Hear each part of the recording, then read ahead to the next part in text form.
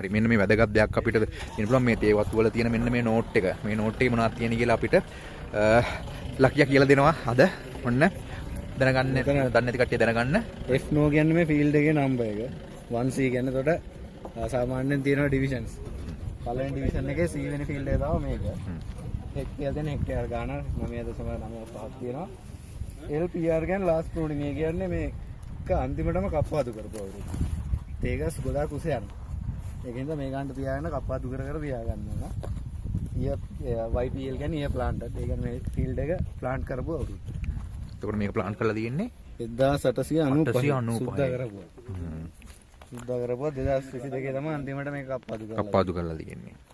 ඔන්න ඉතින් ඒකසුත් මේ ගණන් නෙමෙයි මේ හොඳට උස යනවා. තියෙන උස කීවර. මේ තේ දුන්නද? අර ඉතින් ඔන්න දැන් ෆීල්ඩ් එක මේ හැම තේවත් එකම තියෙනවා මෙන්න මේක. ඉතින් ඒකෙන් කියන්නේ ඔන්න ওই ටික තමයි. හරි එහෙනම් අපි ඒකත් දැනගත්තා ලකිදු. thank you. හරි අපි එහෙනම් ගමන පටන් ගමු නේද? ඕකේ යමු. හරි මෙන්න මේ වැදගත් දෙයක් අපිට දෙන්න පුළුවන් මේ තේ වත්තු වල තියෙන මෙන්න මේ නෝට් එක. මේ නෝට් එකේ මොනවද තියෙන්නේ කියලා අපිට ලකියා කියලා දෙනවා. අද ඔන්න දැනගන්න දන්නේ නැති කට්ටිය දැනගන්න. F0 කියන්නේ මේ ෆීල්ඩ් එකේ නම්බර් එක. 1C කියන්නේ එතකොට සාමාන්‍යයෙන් තියෙනවා ඩිවිෂන්ස්. පළවෙනි ඩිවිෂන් එකේ C වෙනි ෆීල්ඩ් එක තමයි මේක. හෙක්ටේර් දෙන හෙක්ටේර් ගාන 9.95ක් තියෙනවා. LPR කියන්නේ ලාස්ට් ප්‍රෝඩින් එක කියන්නේ මේක අන්තිමටම කප්පාදු කරපුවා. තේගස් ගොඩාක් උස යනවා. ඒකෙන්ද මේ ගානට තියාගෙන කප්පාදු කර තියාගන්න ඕන. YPL කියන්නේ ඊය ප්ලාන්ට්. ඒ කියන්නේ මේ ෆීල්ඩ් එක ප්ලාන්ට් කරපුවා අවුරුදු.